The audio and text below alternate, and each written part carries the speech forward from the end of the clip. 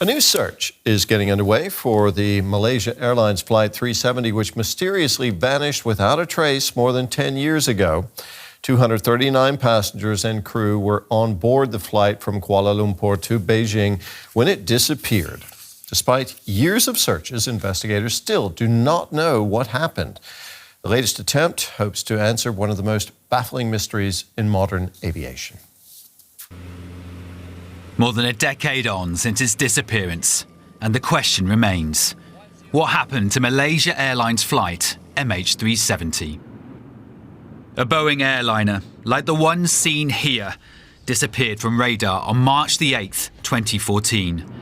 The flight, with 239 passengers and 12 crew members on board, was en route to Beijing. But when it was due to enter Vietnamese airspace, it vanished without a trace. Tracking analysis indicates MH370 was likely intentionally diverted back over Malaysia. The plane could have flown up to 7 or 8 hours before running out of fuel over the Indian Ocean. More than $150 million has already been spent on the most expensive search in aviation history, but the families of the passengers and crew still don't know where their loved ones are. A 2018 final report failed to name a cause for the disaster, but did conclude the plane was manually turned around. Over the years, several pieces of debris have washed ashore, like here on the French island of La Réunion. Now robotics company Ocean Infinity is once again taking up the search, hoping to finally give the victims' families the closure they've been waiting for. For more on this, let's bring in aviation journalist Andreas Spaeth. Andreas, why has the search for flight MH370 proved so difficult? Because we are basically still looking for the haystack.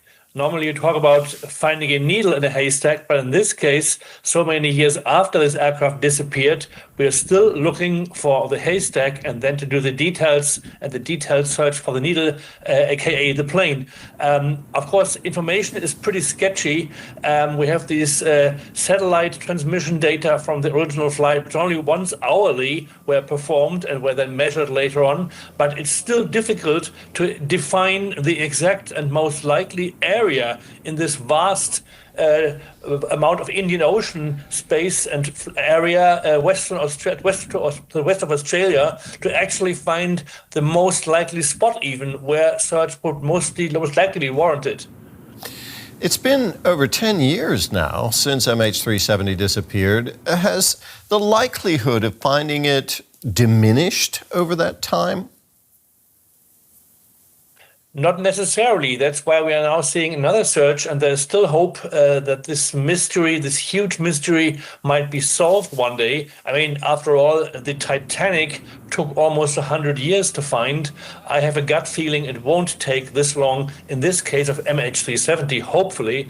But still, of course, there's no magic bullet here of or not even that much new insights of now we have probably found the right spot right away. It's still a vast area, but already in past years, an area about 1/3 the size of Germany has been searched already in vain. But now, after all these years, we have refined information, newly kind of elaborated scientific ways of charting the most probable cause of the aircraft that fateful day. And also technology has improved a lot, so there is some hope. And right now there's a fairly small area being searched of about 15,000 square kilometers, which is a bit bigger than the state of Qatar. So it's a fairly confined area of search right now. 15,000 square kilometers, that still sounds sizable. What more can you tell us about this new search that's getting underway and what role that technology is playing in this effort to locate the missing aircraft? Yes, there's this very well-received company doing this search. The Malaysian government has authorized it on a no-fee, no-fine basis. And this company has even invested in new ships and new technology. Ocean Infinity is the name of the company. And they are promised a reward of 70 million US dollars in case they do find the wreckage. So it's all but certain that it will ever be successful, but at least they are armed with really new technology, new ships, and most of the actual searching is done autonomously by underwater vehicles that actually search the seabed and can even look below sediment. So even if possible wreckage parts might be covered by sediments on the seafloor, these machines can actually look beyond the sediment and kind of scan the grounds. So this is really sophisticated equipment, and we can only hope that it actually will make a difference. Andreas, thank you very much for your insights. That was journalist Andreas Spaeth. Journalist Katie Silver has followed the search for MH370 over the years, and she told me why this latest hunt for the missing flight is taking place. Sure. So this began back in March. They tried then. The weather wasn't good enough. Now they say that it should be good enough now for this next 55 days in order to conduct the search. Part of it as well is an agreement with the company Ocean Infinity. They say, for example, now that they have better technology so that they're going to be able to cover this better. They also have reduced the area they're searching. So at one point they were searching up to 120,000 square kilometres, an impossible size to try and search. Now they've reduced it to about 15,000 square kilometres, so close to about 10% of the initial search size. So that's part of it as well.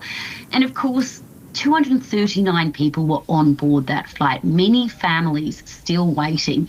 For much of the world, perhaps they haven't thought about MH370 that much, but for people in Malaysia, this has certainly not gone away. There were also about 150 Chinese nationals as well. So with these families waiting now almost 12 years for answers, the Malaysian government is still very much top of mind. Absolutely, an agonising way to say the least. How does this new technology work that Ocean Infinity will use to resume the search? It's pretty amazing. So they have 6,000 what are called Hugin autonomous underwater vehicles, or AUVs. And what they do is they can emit sonar or echoes or different acoustic waves under the sea floor, about 6 kilometres under the sea floor they can operate.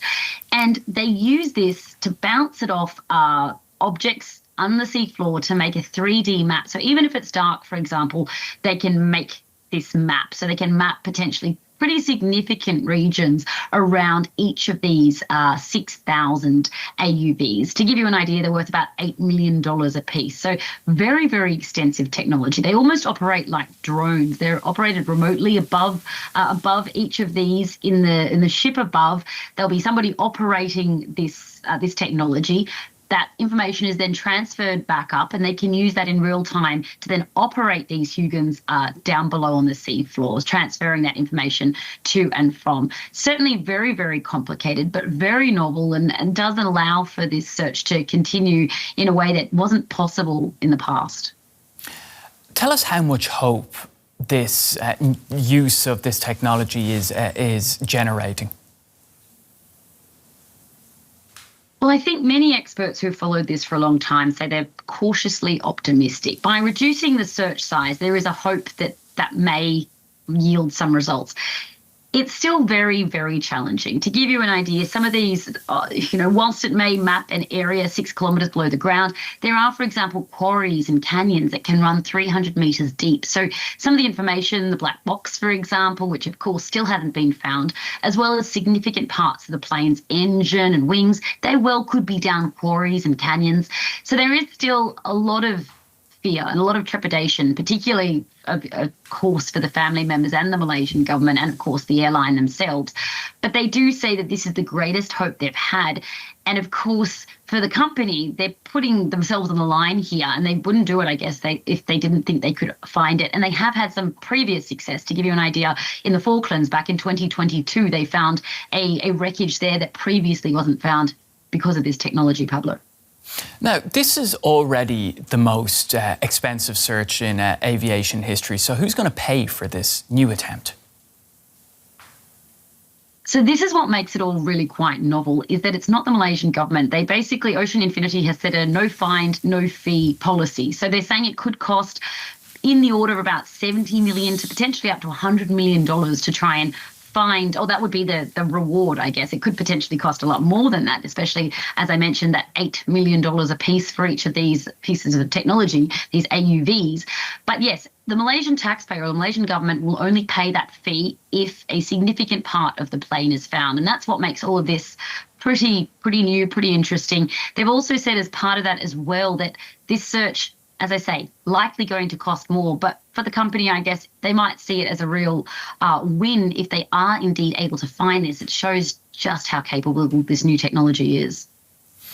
Great to get that update, Katie, and fascinating stuff. And also, hopefully, we'll finally get some answers to what happened to MH370. And of course, for the family who have been waiting so long for those answers. Journalist Katie Silver joining us today from Indonesia. Thank you.